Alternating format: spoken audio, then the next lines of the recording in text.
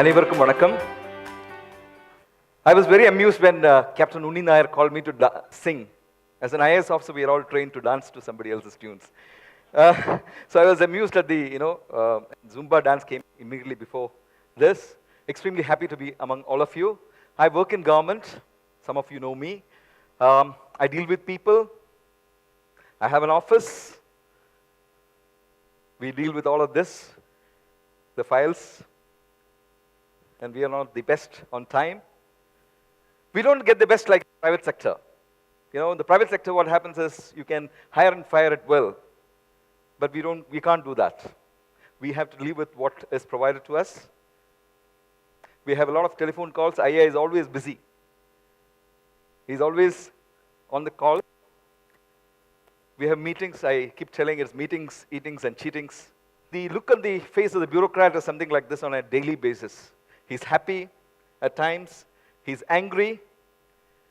He's clueless. He's frustrated. But I'm sure to all of you, we look like this. So what does that leave you with? You have a frustrated employee, and you have a very unhappy citizen. So there are only two things that we do in government. We move files and probably provide you folks some of the services in government, via government. So the panacea, according to me, is not computerization, which is what is flaunted about. The panacea is transformational leadership. So I have my own acronym for this. It's called IIT of transformational leadership. Integrity, innovation, and technology.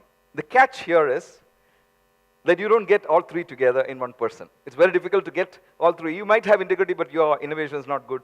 You might have innovation, but your integrity is not good. It's very difficult to find people with all three qualities rolled into one. If you have that, we will have transformational leadership.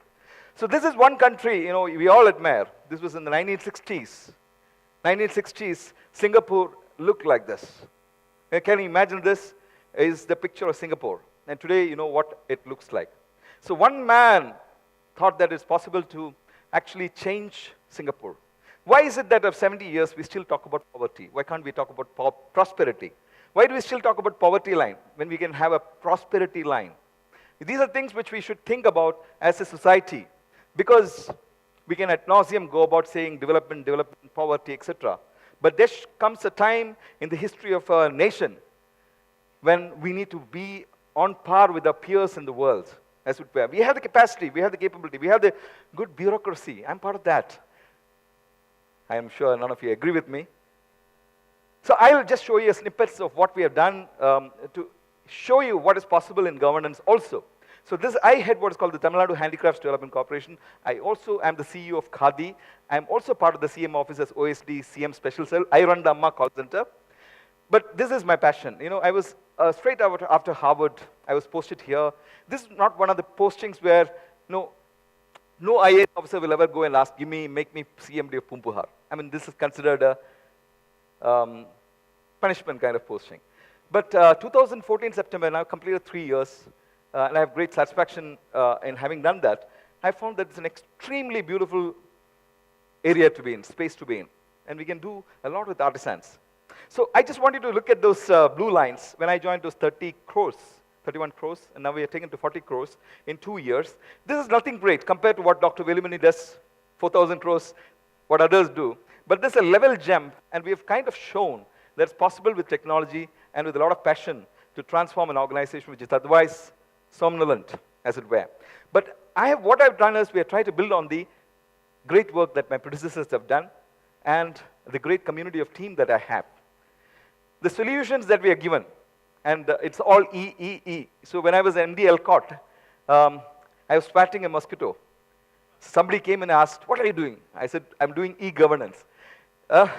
So this solution overview is also. So today my organization is a completely online organization. No paper. It's all 124 employees, including my pune, is on the ERP. What decisions we used to take in 30 days, we take in 3 hours, less than 3 hours. Calcutta is connected. All this across India, we're connected by an ERP. Our attendance is online. Our monitoring is online. Our reviews are online. Our accounting is online. We have an e-commerce site. We have an e-billing, e-repository of artisans. When I came into the organization, found that No, organizations very happy dealing with middlemen. So we asked, where are the artisans?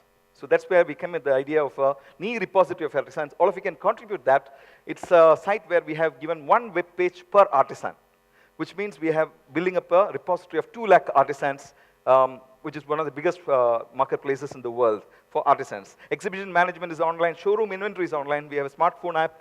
We are on all the big social giants of e-commerce like Snapdeal, Flipkart. We are in ties with Alibaba right now and with Amazon. We are getting into what is called virtual reality. We are using 3D designing and printing technology. We are massively on social media. We're getting into 2 markets which are not there. One is the souvenir market. You know, when you go to Singapore, $2 to $200, you'll find anything there. But in Tamil Nadu, you'll find we have the best icons, bronze icons, but we don't have the small ones. So we are looking at 3D designing and 3D printing as a way forward so that, when you go into the Chennai Museum, you can come back with those small items which you can put on your table.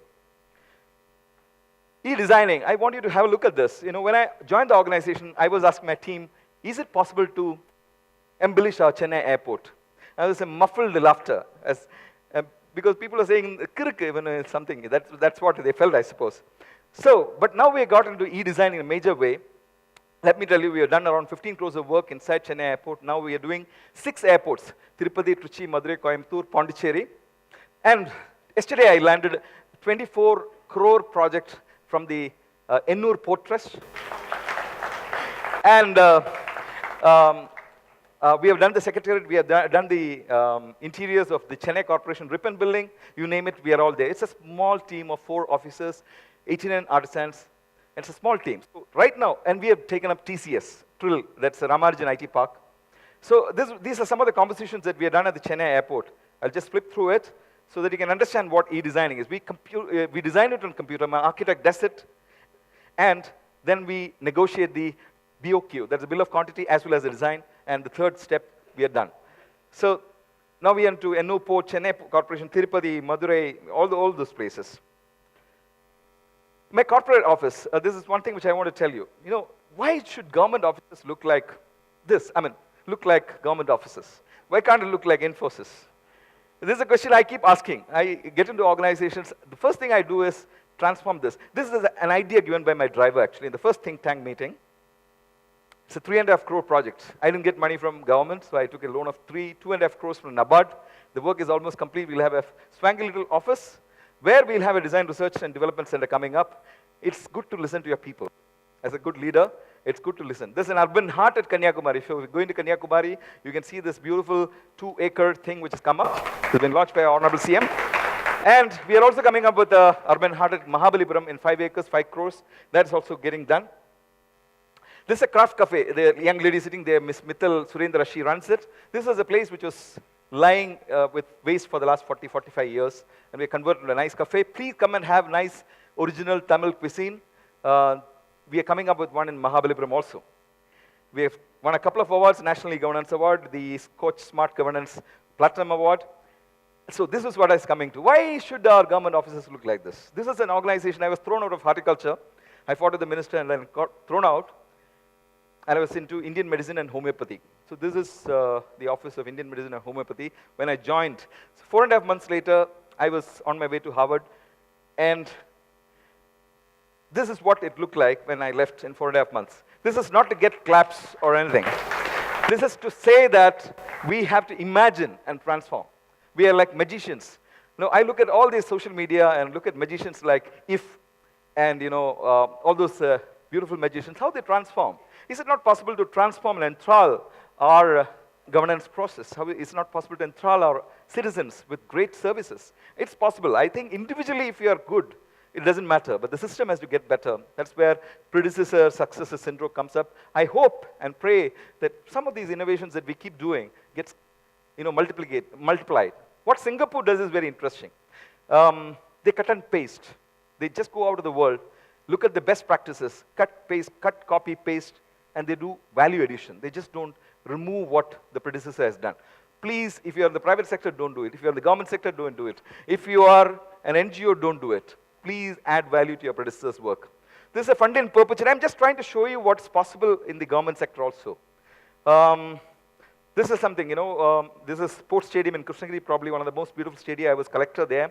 How to maintain, we made 1.5 crores of sponsorship there. How to maintain it? So I took the call. I made 100 personal calls to 100 most influential people in the district. Tomorrow, when collector calls, everybody comes. Tomorrow you come with your checkbook. And 1 hour, we made 1 crore. And today, we don't use that 1 crore. We use the proceeds, the interest portion, as it were. So you get a beautiful stadium. So people are asking, I want to contribute 1 crore. So 1 crore went to the GH Krishnagiri. That's also one of the most beautifully kept hospitals. These are the IT parks which was built during this is in Krishnagiri, in Tirunelveli, Trichy, Madurai, Coimbatore, and other places. So it's possible to think. So these are the e-certificates. I would like to, before we all get into our coffins, we'd like to see our country as number one, isn't it? And you, as a citizen, getting services from sitting in front of a computer. That's what we should experience, right? There's a country called Estonia. 20 years back, there was not even a mobile phone. Today is probably the most connected country in the world. Nothing bad about technology. People say that negative sides are there. But I am the one to believe that if our poor people have to get ahead, technology is the biggest. This is one of the big works I have done, getting back 10,000 out of school children, tracking them online. I can do it still now. This is the rural BPO which we did as a collector in Krishnagiri. These are 10th standard dropouts. That building which we convert into this, these are 10th standard dropouts working with a Fortune 500 company called US Allstate Insurance. This was in 2006. This is another building which we converted like this. Dr. Kalam was interested. He personally came over, spent a whole day with us. So, what am I trying to communicate to all of you? You should start demanding better and higher services from government. We are capable of delivering with people like all of you. And leadership is all about listening to people. It's about having no personal agenda. It's about high integrity. It's about thinking world class. This is what we have to do. If Dr. Velimani can do that, Vijay is here. There's a big name here. We can all get inspired by these personal examples and start demanding. Because I'll tell you why I'm telling you this. This room, you just imagine this room. This room would have been built by somebody like him. Right? But when the room is complete, he has no access to it. You look at our roads. Our roads are done by Bengalis and people from Jharkhand and other places. When the road is built, they have no access. They don't do their bikes. We put our mercs on it. Our own farmers, they give us 2-3 square meals a day, but they commit suicide. My own artisans, they produce the best artifacts, but they are in penury. So my point is that the poor cross-subsidize our happiness. And if it is that's a big cruel irony of life. If it's possible, through technology, to change governance as it were, then we'll have a better India. And lots of stuff is happening. Lots of things are happening in the country towards this. But we need to have a level jump. I want all of you to think like this. Think about government in a very positive sense. It's possible to transform. I wish you the very best. I thank Colonel David, Dr. Renuka, for giving me this opportunity. It's a short time that is there to explain, but I'm sure you got the essence of it. Thank you. Wish you all the best.